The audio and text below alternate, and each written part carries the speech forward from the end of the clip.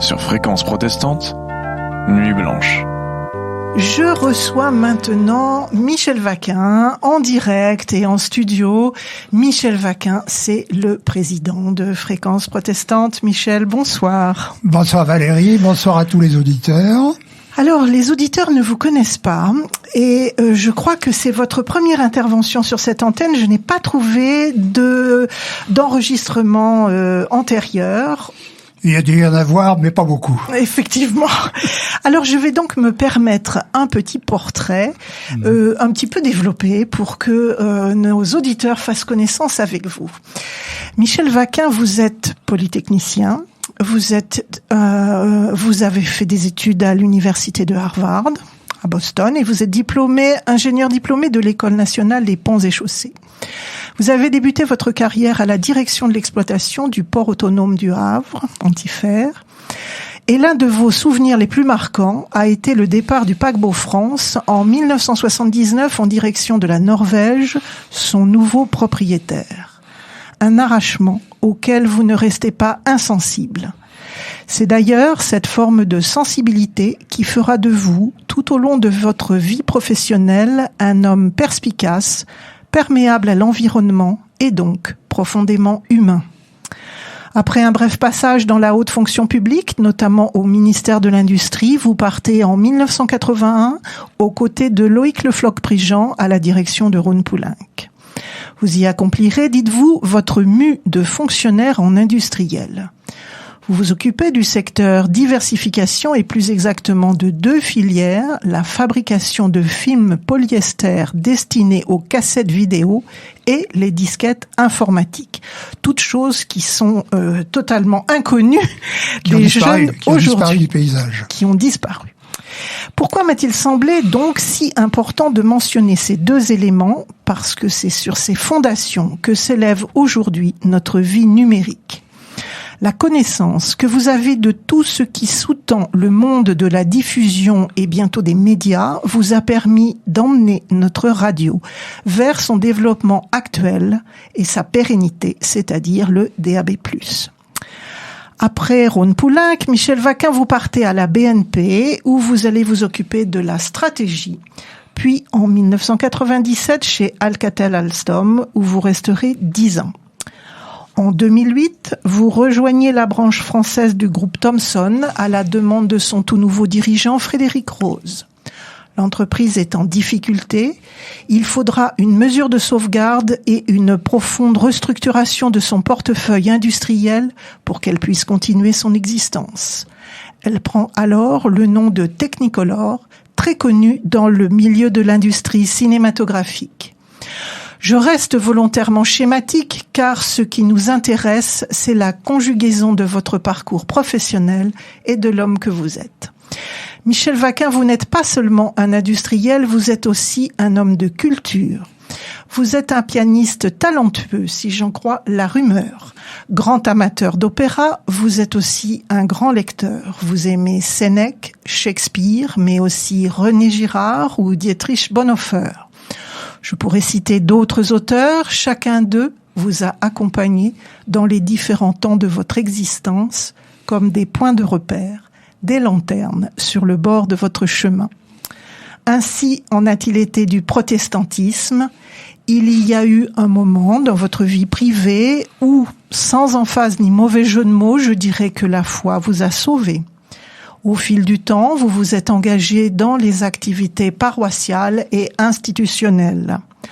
Par exemple, en 1996, en prenant la présidence de la Commission sociale, économique et internationale, aux côtés du pasteur Jacques Stewart, alors président de la Fédération protestante de France.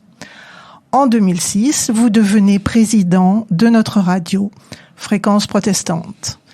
Mais j'ai déjà beaucoup trop parlé à votre place et j'ai envie de vous laisser la parole avec cette première question. Michel Vaquin, dans cette fonction de président de la radio Fréquence Protestante, vous avez succédé à Jean-Noël de Bouillane de Lacoste, ancien ambassadeur de France, décédé en 2020.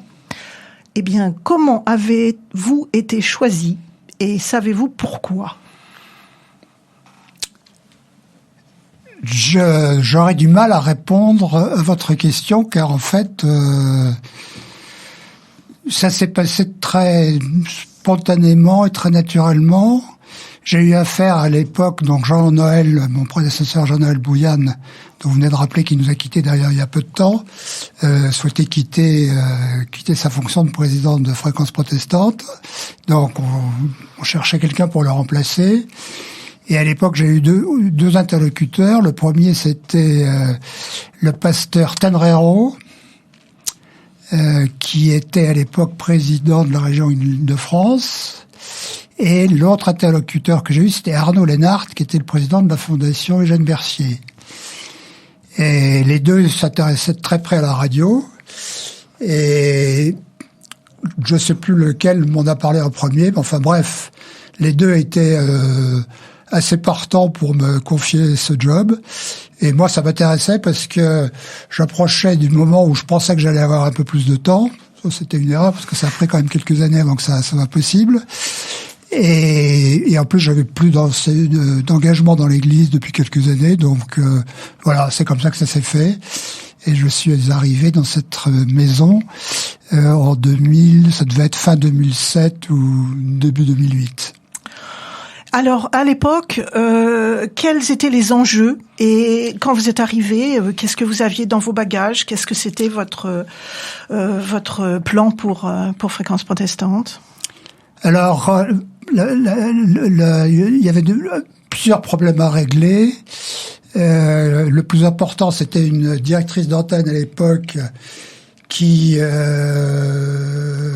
était un peu lassée, fatiguée, donc il fallait lui trouver une remplaçante. Dans l'équipe, alors, qui ne s'occupe pas directement de la partie radio, mais qui est très importante aussi, par exemple, du côté du trésorier, il fallait aussi retrouver un trésorier. Bref, il y avait une équipe à reconstituer. C'est la première chose que j'ai faite à l'époque. Donc, j'ai eu la chance assez vite de trouver comme directrice d'antenne quelqu'un que vous connaissez, puisqu'elle continue de faire des émissions à la radio, qui est Michel Gaillard. Et puis de trouver aussi très vite un trésorier qui est devenu d'ailleurs depuis un ami et qui vient d'être remplacé par une nouvelle personne. Voilà, donc trésorier, pardon, je vous interromps, trésorier avec lequel vous partagez l'amour de l'opéra. Alors, trésorier qui fait partie de cette espèce rare de gens qui s'intéressent à la fois à l'opéra et qui jouent au golf. Alors, la conjugaison des deux est assez rare, parce qu'en général, quand on joue au golf, on s'intéresse pas trop à l'opéra, mais il y a des exceptions. Absolument. Voilà, dont fait partie François Ferrand. Et puis, alors après, je me suis un peu posé la question de savoir s'il y avait quelque chose qui puisse ressembler à une ligne éditoriale pour Fréquence Protestante, puisque venant d'un monde où je vais côtoyer quand même tout ce qui est la communication, les médias, sinon directement, du moins de façon indirecte, c'est une question qui me tracassait un peu. Alors j'en ai parlé d'ailleurs à l'époque au pasteur de l'Étoile de l'époque, Alain Ouzio. Non. Ah. Ouzio. Oui, Alain Ouzio. Oui, Alain Ouzio, pardon, j'ai mal compris ce que vous disiez. Oui. Alain Ouzio. Et alors, je me souviens l'avoir invité à déjeuner, et je lui ai dit, alors, monsieur le pasteur, qu'est-ce que vous en pensez? Est-ce qu'il faut qu'il y ait une ligne éditoriale à Fréquence Protestante? Et je le vois encore me disant, oh non, surtout pas! Pas de ligne éditoriale! Faut promouvoir la culture du débat, chacun a le droit d'avoir son point de vue. Voilà. Donc ça a réglé mon problème de ligne éditoriale à Fréquence Protestante. Problème réglé une fois pour toutes. Et Alain Ouzio qui continue de venir à la radio, j'espère. Oui. Qui est toujours quelqu'un de passionnant, qu'il faut écouter toujours très attentivement. Oui. Et alors, les enjeux, il y avait, j'imagine, déjà un peu un enjeu technologique, puisque vous avez eu le flair de penser au DAB+, et puis, est-ce que c'était à ce moment-là, comment ça s'est passé? Alors, c'est arrivé assez vite, en fait, puisque les premières consultations du CSA sur le DAB, qui à l'époque était le DAB, c'était pas encore le DAB+, une nouvelle version qui est arrivée plus tard, ont été faites en 2009-2010. Donc la question qui s'est posée, c'était de dire est-ce que c'est une technologie d'avenir? On savait que ça allait nous coûter un peu d'argent, il nous consomme quelques ressources. Donc j'ai je me suis posé la question et très vite, j'ai eu la chance là aussi de rencontrer quelqu'un qui d'ailleurs travaille toujours pour nous, qui est un des fins connaisseurs de technique de la radio, qui avait été directeur technique de RTL notamment, Michel Piardet, pour pas le nommer, qui m'a tout de suite convaincu qu'il fallait y aller, que c'était la survie même de la radio qui était en cause, que ça allait forcément aboutir à un moment ou à un autre. Alors ça a pris pas mal de temps, mais on y est, puisque maintenant, en fait, on émet en DAB chez Fréquence Protestante de façon très confidentielle depuis 2010 ou 2011. Oui. Mais là, il y a eu de nouveaux appels à candidature du CSA en 2019. Et donc, on est rentré officiellement dans le monde du DAB, plus cette fois-ci, et qui est là. Ça marche d'ailleurs très bien. J'invite tous nos auditeurs, s'ils ont des récepteurs adaptés, à nous écouter en DAB. Et comme le disait il y a quelques minutes Hervé Gaucho, on rentre véritablement dans un monde nouveau qui est le monde de la radio numérique, et d'Internet, puisque en fait, c'est les mêmes flux techniques qui servent à la fois pour Internet et pour le DAB. Voilà, c'est ça qui a été un petit peu difficile à comprendre, c'est la différence entre le flux analogique et le flux numérique. Et moi-même, on a été obligé de faire un peu de pédagogie parce que j'avais pas bien capté la différence. Oui, j'ai entendu que les derniers mètres sont toujours en analogique parce que le IAM ne s'est décrypté que de l'analogique. C'est ça qui est compliqué. Alors, quel est le bilan d'étape que vous faites aujourd'hui en 2021 ? Est-ce que vous êtes content de ce que vous avez fait ? Est-ce que vous êtes content de l'équipe que vous avez recréée ? Est-ce que vous êtes content de notre créativité ? Parce qu'en fait, moi qui suis ici, vous êtes mon patron finalement. Donc alors allons-y, allons-y pour le bilan d'étape.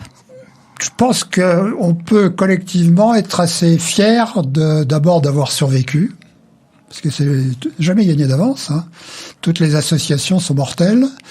Donc il faut le savoir. Donc non seulement on a survécu, mais nous constatons ensemble que nos auditeurs sont fidèles, que d'après les dernières enquêtes de médiamétrie, on a un taux de notoriété important sur l'île de France, pour ne pas parler de tout ce qui est Internet, qui lui est, comme on le sait, délocalisé, on estime qu'on a 300 000 auditeurs fidèles, c'est-à-dire qui nous écoutent plusieurs fois par semaine. Oui.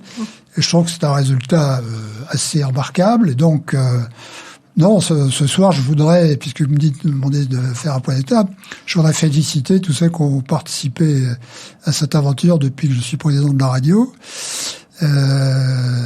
Ceux qui ne sont plus avec nous aujourd'hui, certains malheureusement déjà nous ont quittés ou ont décédé, et puis ceux qui viennent d'arriver, et donc vous aussi Valérie et toute l'équipe là qui faites maintenant marcher cette radio, qui allait la conduire dans le monde nouveau de la radio numérique. Alors justement, je voulais vous demander qu'est-ce que c'est, de quoi demain va être fait, et quels sont vos objectifs pour à moyen terme pour cette radio? Alors d'abord, je crois que demain est prometteur. Enfin, il faut le redire. Bon, Hervé Gaucho l'a dit tout à l'heure. La radio, c'est un média extraordinaire pour au moins deux raisons principales. La première, c'est cette espèce de miracle qui fait qu'il suffit d'avoir un récepteur pour avoir un contact vocal direct avec le journaliste ou son invité. Oui. Un contact par la voix, avec ce côté très spécifique du contact vocal, qui est quelque part beaucoup plus chaud que le contact par l'image. C'est beaucoup plus chaleureux et intime. Ce que disait Jean-Pierre Guénaud aussi à sa façon. Voilà, c'est ce que Jean-Pierre Guénaud vient de dire magnifiquement là dans le texte qu'il a lu tout à l'heure. Et je dis que c'est dans le monde où on vit, qui est devenu un monde quand même dans lequel Internet a pris une place très très importante, avec toutes ces plateformes, ces réseaux dits sociaux, qui sont maintenant quand même pour beaucoup de gens le moyen essentiel par lequel ils ont accès à l'information. La radio, elle ne dépend absolument pas de ce monde-là, c'est-à-dire qu'elle fonctionne sans le monde Internet, mais, et c'est là qu'elle est quand même très astucieuse, elle sait s'adapter au monde Internet, c'est-à-dire elle est capable de faire les deux. Elle en a fait son outil. Elle en a fait son outil. Donc elle garde sa prérogative de contact direct avec l'auditeur par la voie des airs, qui est à chaque fois un petit miracle, tout en s'étant adapté au monde Internet. Donc c'est là que c'est un média, j'allais dire, assez rusé. Et c'est pour ça que je pense que la radio a encore de très beaux jours devant elle, D'autant plus qu'elle a aussi quelques autres atouts, notamment c'est un média mobile. C'est-à-dire on peut écouter la radio en conduisant, on peut pas regarder de la vidéo en conduisant. En tout cas, c'est pas recommandé. Alors, on peut avoir des enfants sur la banquette arrière qui regardent pendant que le conducteur conduit, mais voilà. Et on peut l'écouter dans le métro. On peut l'écouter dans le métro, on peut l'écouter en faisant son jogging, sur on peut l'écouter en travaillant, et on peut l'écouter maintenant sur son téléphone ou sur sa tablette. Donc c'est vraiment un média extrêmement riche et puissant, et je pense qu'il a de très beaux jours devant lui. Donc Fréquence protestante, de plus en plus média portable et de plus en plus diffusé sur les plateformes, etc. Vous pensez ? Oui, parce que de plus en plus les auditeurs, je crois, ils veulent pas aller à la radio, mais ils veulent que les radios viennent à eux. Donc ça, c'est le miracle de la portabilité. Hein. Et en plus, il y a toute tous les podcasts qui arrivent, qui vont permettre, j'allais dire, de découper les émissions en tranches, là aussi de les mettre sur le portable, et de permettre à l'auditeur de consommer sa radio quand il en a envie et suivant les modalités qui lui conviennent. Vous avez toujours été un auditeur de radio ? Je suis un auditeur de radio depuis très longtemps, mais je suis plutôt du genre classique. Avant de m'intéresser plus précisément à la radio grâce à Fréquence protestante, c'est plutôt du genre à écouter les nouvelles le matin en prenant son petit déjeuner, quoi. Et puis beaucoup l'autoradio. Comme j'ai toujours circulé pas mal en voiture, c'est vrai que j'ai toujours écouté la radio en voiture. Alors donc, ma dernière question va être un peu une question piège. Je voulais vous demander quel était votre meilleur souvenir radiophonique. Difficile de... Bon. Je vous vois chercher je pense que mes meilleurs souvenirs radiophoniques, alors c'est lié à la musique, parce que j'écoute beaucoup évidemment France Musique, puisque vous l'avez rappelé tout à l'heure, je suis un peu pianiste et je m'intéresse à la musique depuis toujours. Et ce que je trouve formidable, c'est de découvrir un nouvel interprète, par exemple, qui quelquefois n'est pas très connu et qui a eu des moments de grâce pendant les concerts que la radio peut nous restituer. Alors je vous donne un exemple, puisque vous me posez la question là. Très récemment, dans une des émissions de Philippe Cassard, vous savez qu'il fait des émissions sur le piano le samedi après-midi, il a parlé d'un certain Philippe Hirschhorn. Bon. Qui est un pianiste allemand, mais qui est mort, russe, mais qui est mort malheureusement très jeune, qui était un pianiste absolument génial, que peu de gens connaissent. Et il a passé des enregistrements d'Hirschhorn qui étaient vraiment bouleversants de beauté. Et ça, c'est extraordinaire, parce que on voit dans les archives de la radio, et on trouve des trésors, des pépites musicales incroyables. Eh bien, Michel Vaquin, merci beaucoup. Doublement merci. Merci d'avoir répondu à mes questions et d'être venu en studio pour cette nuit blanche.